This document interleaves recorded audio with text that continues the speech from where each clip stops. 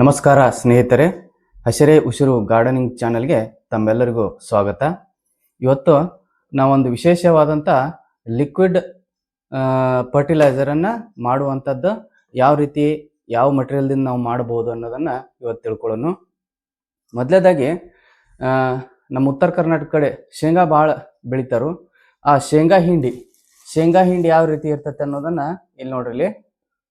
ಈ ರೀತಿ ಶೇಂಗಾ ಹಿಂಡಿ ಇರ್ತೈತಿ. ಈ ಶೇಂಗಾ ಹಿಂಡಿಯನ್ನು ನಾವು ಏನಪ್ಪ ಅಂತಂದ್ರೆ ಮಿಕ್ಸಿಗೆ ಹಾಕಿ ಈ ರೀತಿ ಪೌಡರ್ ರೂಪದೊಳಗೆ ಮಾಡ್ಕೋಬೇಕಾಕತಿ. 100 ಗ್ರಾಮ್ ಶೇಂಗಾ ಹಿಂಡಿ ತೆಗೆದಿಟ್ಕೋಬೇಕು. ಅದಕ್ಕೆ ಒಂದು 50 ಗ್ರಾಮ್ ಆಗುವಷ್ಟು ಬೆಲ್ಲ, ಒಂದು ಸ್ವಲ್ಪ ಹೆಚ್ಚು ಕಡಿಮೆ ಆದ್ರೂ ನಡೆಯುತ್ತೆ. ಒಂದು 50 ಗ್ರಾಮ್ ಆಗುವಷ್ಟು ಬೆಲ್ಲ. ಈ ಶೇಂಗಾ ಹಿಂಡಿ ಅಂತಂದ್ರೆ ನಾವು ಶೇಂಗಾ ಎಣ್ಣೆ ನೋಡ್ತೀವಿ ರೀ. ಶೇಂಗಾ ಎಣ್ಣೆ ತೆಗೆದ ನಂತರ ಈ ರೀತಿ ಹಿಂಡಿ ಉಳಿತೈತಿ. ಈ ಹಿಂಡಿಯನ್ನು ನಾವು ಮಾರ್ಕೆಟ್ದೊಳಗೆ ಅತಿ ಕಡಿಮೆ ಬೆಲೆಯೊಳಗೆ ತೆಗೆದುಕೊಳ್ಬೋದು. ಸುಮಾರು ಒಂದು 50 ರಿಂದ 55 ರೂಪಾಯಿ ಕೆಜಿಗೆ ನಮಗೆ ಹಿಂಡಿ ಸಿಗ್ತತಿ. ಬಟ್ ಏನಪ್ಪ ಅಂತಂದ್ರೆ ಈ ಶೇಂಗಾ ಹಿಂಡಿಯಿಂದ ಭಾಳಷ್ಟು ಒಂದು ಏನಪ್ಪ ಅಂತಂದ್ರೆ ಪವರ್ಫುಲ್ ಲಿಕ್ವಿಡ್ ಫರ್ಟಿಲೈಸರನ್ನು ತಯಾರು ಮಾಡ್ಕೋಬೋದು ನಾವು. NPK ಪ್ರಮಾಣ ಬಹಳಷ್ಟು ಏನಪ್ಪ ಅಂತಂದ್ರೆ ಸಮೃದ್ಧವಾಗಿರ್ತೈತಿ. NPK ಪ್ರಮಾಣ ನೈಟ್ರೋಜನ್, ಫಾಸ್ಫರಸ್, ಪೊಟ್ಯಾಶ್. ಇಲ್ಲಿ ನೈಟ್ರೋಜನ್ 7 ರಿಂದ 8% ಇರ್ತೈತಿ. ಇನ್ನು ಫಾಸ್ಫರಸ್ ಪ್ರಮಾಣ ಕಡಿಮೆ ಇರ್ತೈತಿ, 1 ರಿಂದ ಅಥವಾ 2% ಇರ್ತೈತಿ. ಇನ್ನು ಇದ್ರೊಳಗೆ ಪೊಟ್ಯಾಷಿಯಮ್ ಏನಪ್ಪ ಅಂತಂದ್ರೆ 1 ರಿಂದ 1.5%. ಇಲ್ಲಿ ಏನತ್ತಂದ್ರೆ ಎಲೆಗಳ ಒಂದು ಬೆಳವಣಿಗೆಗೆ ಬಹಳಷ್ಟು ಸಹಾಯ ಮಾಡ್ತೈತಿ.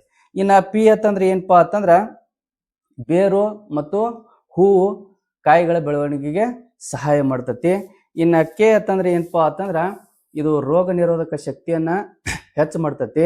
ಇನ್ನು ಈ 100 ಗ್ರಾಮ್ ಇರ್ತಕ್ಕಂಥ ಪೌಡ್ರನ್ನು ನಾವು ಏನು ಮಾಡ್ಬೇಕ್ರಿ ಅಂತಂದ್ರೆ ಒಂದು 10 ಲೀಟ್ರ್ ಬಕೆಟ್ ಇರ್ತೈತಿ. ಅದ್ರೊಳಗೆ ಒಂದು 5 ಲೀಟ್ರ್ ನೀರು ಹಾಕಬೇಕು.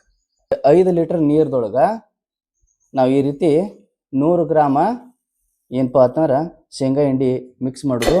ಅದೇ ರೀತಿ ಒಂದು 50 ಗ್ರಾಮ ಬೆಲ್ಲ ಇರ್ತೈತಿ ರೀ, ಬೆಲ್ಲನೂ ಮಿಕ್ಸ್ ಮಾಡೋದು. ಇದನ್ನು ನಾವು ಏನು ಮಾಡ್ಬೇಕ್ರಿ ಅಂತಂದ್ರೆ ಚೆನ್ನಾಗಿ ತಿರುಗಬೇಕು, ಬೆರಕೆ ಮಾಡ್ಬೇಕು.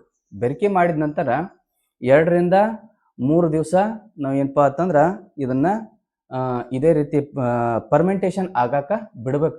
ಇರ್ಬೋದು 3 ದಿವಸ ನಾವು ಈ ಶೇಂಗಾ ಹಿಂಡಿ ಪೌಡ್ರ್ 100 ಗ್ರಾಮ್ ಶೇಂಗಾ ಹಿಂಡಿ ಪೌಡ್ರನ್ನು ನೀರಿನೊಳಗೆ ನೆನೆಸಿಟ್ಟಿದ್ವಿ. ಅದು ಫರ್ಮೆಂಟೇಷನ್ ಆಗಕ್ಕೆ ಬಿಟ್ಟಿದ್ವಿ.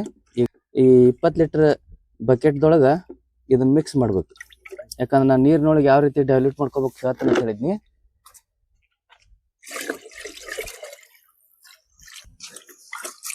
ಈ 20 ಲೀಟ್ರ್ ಬಕೆಟ್ದೊಳಗೆ ನಾವು ಡೈಲ್ಯೂಟ್ ಮಾಡ್ಕೊಂಡ ನಂತರ ಏನಪ್ಪ ಅಂತಂದ್ರೆ ಇದನ್ನು ನಾವು ಡೈರೆಕ್ಟ್ ಒಮ್ಮೆ ಗಿಡಕ್ಕೆ ಹಾಕಕ್ಕೆ ಬರೋಂಗಿಲ್ಲ. ಈ ಡೈಲ್ಯೂಟ್ ಮಾಡ್ಕೊಂಡಂಥದ್ದನ್ನು ಲಿಕ್ವಿಡನ್ನು ನಾವು ಏನು ಮಾಡ್ಕೋಬೇಕಂತಂದ್ರೆ ಈ 20 ಲೀಟ್ರ್ ನೀರು ಇರ್ತಕ್ಕಂಥ ಒಂದು ಬಕೆಟ್ 2 ಲೀಟ್ರನ್ನು ಹಾಕೋಬೇಕು. ಈ 2 ಲೀಟ್ರ್ ಹಾಕೊಂಡಿರ್ತಕ್ಕಂಥ ನೀರನ್ನು ನಾವು ನಮ್ಮ ವೆಜಿಟೇಬಲ್ಸ್ ಇರ್ಬೋದು ಅಥವಾ ಹಣ್ಣಿನ ಗಿಡಗಳಿಗಿರ್ಬೋದು ಹಾಕೋಬೇಕಾಕತಿ. ಮತ್ತು ಇದಕ್ಕೊಂದು ಎಚ್ಚರಿಕೆ ಕ್ರಮ ಏನಪ್ಪ ಅಂತಂದ್ರೆ ಬೇಸಿಗೆ ಅವಧಿ ಒಳಗೆ 33-34 ಡಿಗ್ರಿ ಸೆಲ್ಸಿಯಸ್ ಇದ್ದಾಗ ನಾವು ಏನಪ್ಪ ಅಂತಂದ್ರೆ ಈ ಲಿಕ್ವಿಡನ್ನು ಉಪಯೋಗಿಸಬಾರ್ದು. ಯಾಕಂತಂದ್ರೆ ಆಲ್ರೆಡಿ ಭಾಳಷ್ಟು ಹೀಟ್ ಜನ್ರೇಟ್ ಮಾಡ್ತಿರ್ತೈತಿ. ಯಾಕಂದ್ರೆ ಭಾಳಷ್ಟು ರಿಚ್ ಪ್ರಮಾಣ ನೈಟ್ರೋಜನ್ ಇರ್ತೈತಿ. ಇರೋದ್ರಿಂದ ಏನಾಕತಿ ಅಂದ್ರೆ ಗಿಡಗಳಿಗೆ ಬೇರುಗಳಿಗೆ ಹಾನಿ ಆಗುವಂಥ ಸಂದರ್ಭ ಇರ್ತೈತಿ. ಅದಕ್ಕಾಗಿ ನಾವು ಹೆಚ್ಚು ಕಡಿಮೆ ಮಾರ್ಚ್ 2nd ವೀಕ್ ತನೂ ನಾವು ಏನಪ್ಪ ಅಂತಂದ್ರೆ ಈ ಲಿಕ್ವಿಡ್ ಫಾರ್ಮನ್ನು ಯೂಸ್ ಮಾಡ್ಕೋಬೋದು. ಈಗ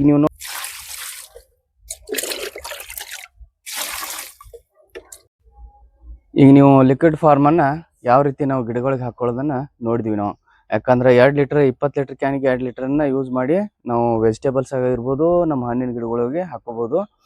ಮತ್ತು ಇನ್ನು ಅದೇ ರೀತಿ ನಾವು ಸ್ಪ್ರೇ ಮಾಡೋದಿತ್ತಂದ್ರೆ ನಾವು ಏನು ಮಾಡ್ಬೇಕಂತಂದ್ರೆ ಈ 2 ಲೀಟ್ರ್ ಮಿಕ್ಸ್ ಮಾಡ್ಕೊಳ್ಳೋ ಜಾಗದಾಗ ನಾವು 1 ಲೀಟ್ರ್ ಮಿಕ್ಸ್ ಮಾಡ್ಕೊಂಡು ನಾವು ಒಂದು ಏನಪ್ಪ ಅಂತಂದ್ರೆ ಸ್ಪ್ರೇಯರ್ಲೆ ಪಂಪ್ ಮುಖಾಂತರ ಸ್ಪ್ರೇ ಮಾಡ್ಬೋದು.